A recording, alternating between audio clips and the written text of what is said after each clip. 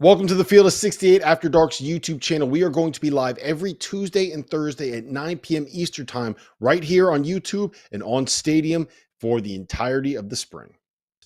Fire that we're going to the Big Ten. No, Indiana's going to be a top 10 team. We can go. We're in the Big Ten, baby. We are there.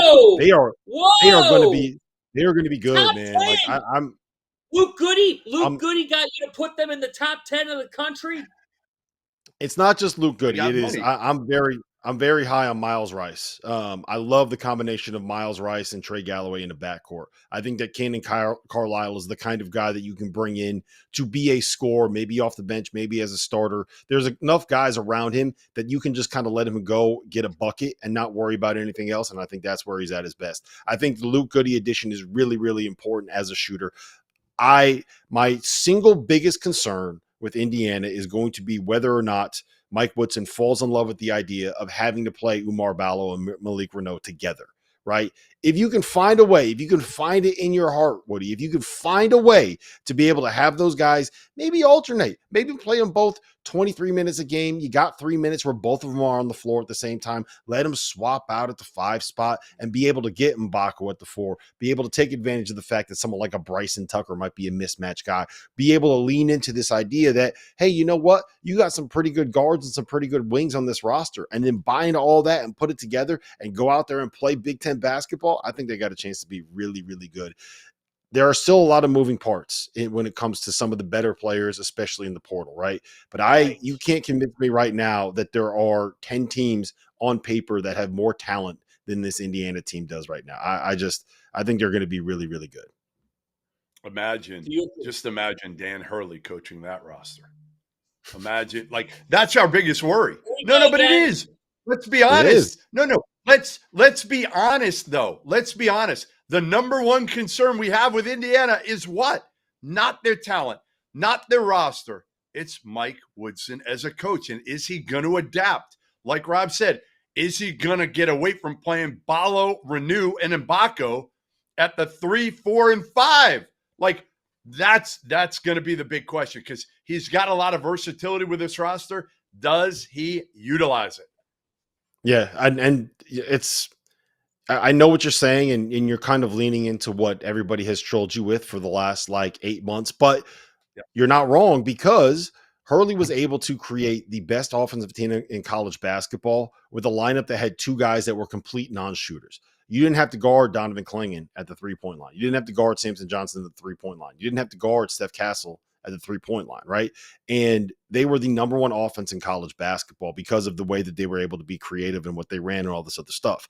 And if you can do that with you have more than enough ability and more than enough talent on this Indiana roster to do something similar if you can buy into the idea, hey, you know what? Playing Oumar Ballo for 23 minutes and letting him go balls to the wall, and Malik Reneau 23 minutes and letting him go balls to the wall and giving them some minutes together, but mostly playing them separate and keeping them off the floor at the same time, then Indiana can be really good if they utilize this team the right way. The question is, will they? We'll see.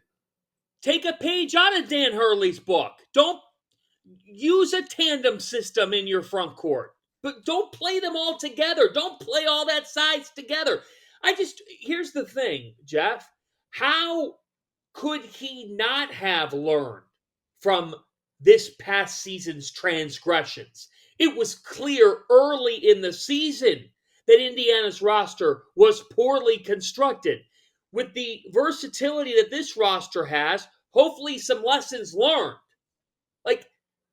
If you want to play to a certain identity, that's fine. But you can't tell me that you weren't a terrible shooting team this past season. The numbers don't lie. And now you should be able to have more shot making here. You should have the personnel. If I'm Mike Woodson and I'm this staff, and I guess that's the next question, Jeff, then.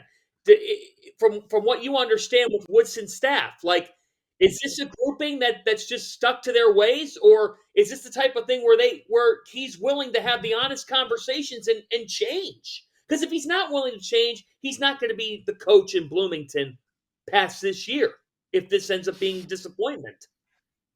I think, unfortunately, he is not one that has listened well to some of the assistant coaches that he should be listening to over the last year. Could that change? You hope so. I mean, you hope you learn from your mistakes a little bit. Obviously, they put a pretty good team together for him right now. Again, I don't know if they have still enough shooting. I would have went a little more overboard with perimeter shooting than they have. Like Luke Goody is a really good shooter, but is he going to play more than 15 minutes a game? We'll see. To me, their top 5 players are what right now? They're Ballo, Renew, Mbako, Miles Rice, and probably Carlisle. Those are your top 5 guys in terms of talent. You can make a case for Trey Galloway. That's fine. He can't really shoot the ball very well, right? Miles Rice shot it well for the good portion of last year. Carlisle was what? What was Carlisle? Low to mid 30s? 33%, yeah. 30, yeah. Right.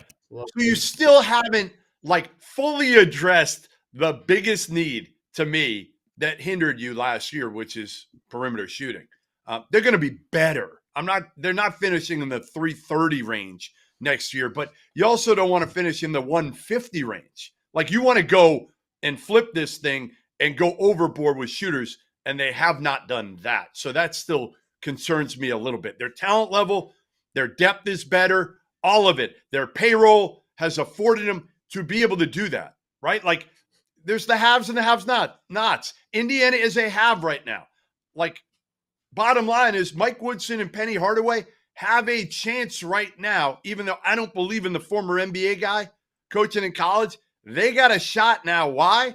They got $4 or $5 million NIL payroll that allows them to outbid other people and get talent that, frankly, some of these other schools cannot get.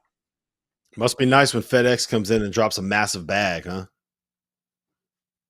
Thanks for watching the Field of 68 After Dark. Make sure to hit that like button.